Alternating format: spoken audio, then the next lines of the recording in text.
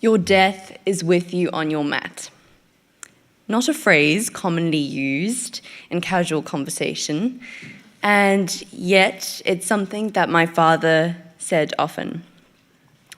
It comes from Carlos Castaneda's Warrior's Way, and it's a little ironic because it's something that became true in his own life. It was like Shakespeare's Romeo and Juliet, where the characters foreshadow their own deaths. Because when he was diagnosed with terminal cancer, he lived for the next 3 years, acutely aware that his death was with him on his mat. Ironically, it was this that gave him a new zest for life, and he began to pursue things that truly mattered to him.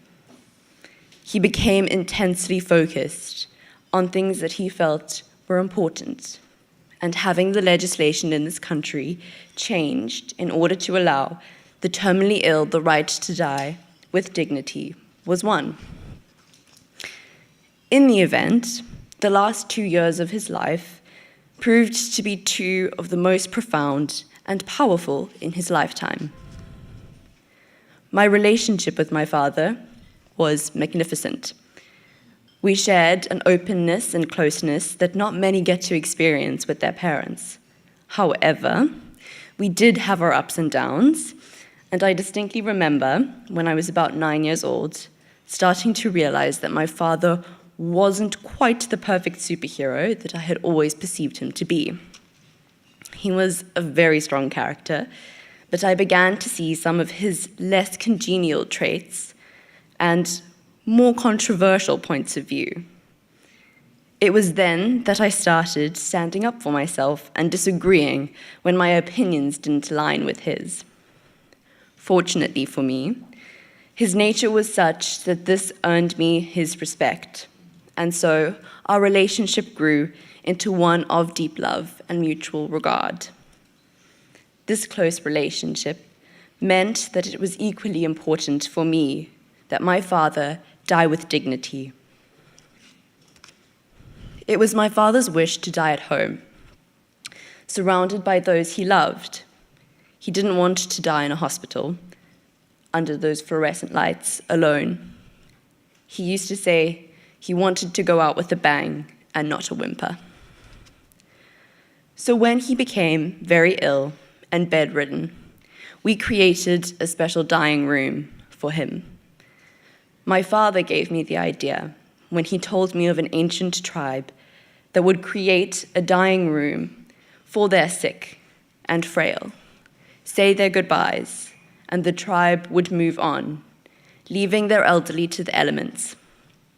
I decided that since my father was to die at home, we would make his room a place where people could come and reminisce and say their goodbyes.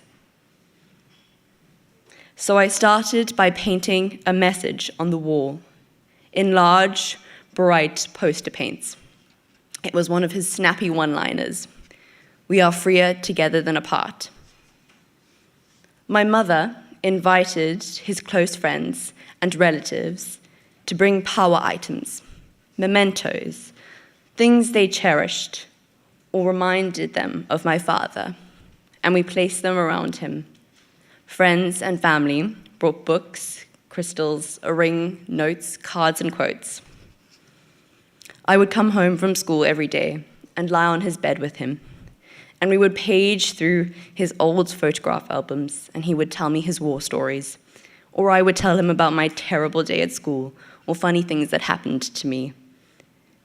And he'd ask if he could help me with my maths homework, and I would fervently shake my head and say that I knew what to do and that I didn't need any help and it was easy peasy.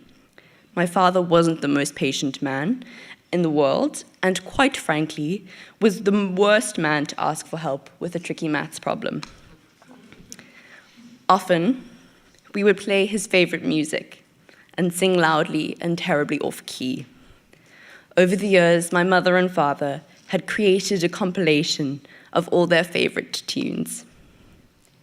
My sister Felicity painted a sunset on the wall beneath my quote. His family came to visit from all over the globe, and whenever anyone came, I would ask if I could paint their right hand so that they could place it on the wall and make a handprint in his dying room. It created a kind of family tree of handprints. Thus, he was surrounded by a wall, touched by all those he loved, and all the lives he touched, and of those he was closest to. So even when they had to fly home, to their own lives and jobs and families, they had left their mark. Prince Buthelezi came, and charmingly, I thought, chose royal blue for his handprint.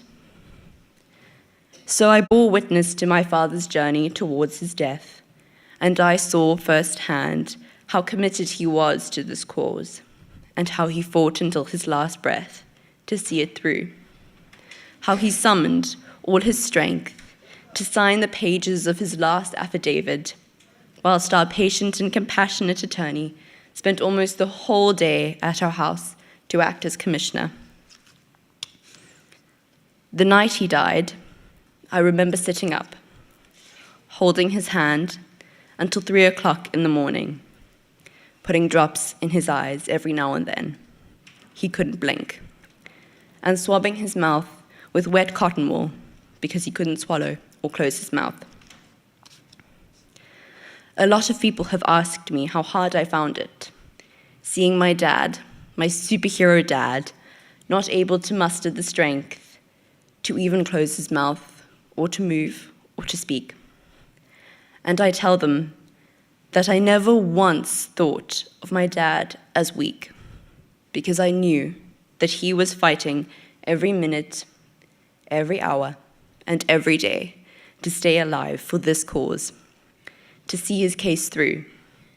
And I believed that that took the strength and courage and willpower of a superhero. And on the night of my father's death, I asked him that if he could hear me or see me, to please squeeze my hand or give me a sign. It felt like hours that I had waited for that sign.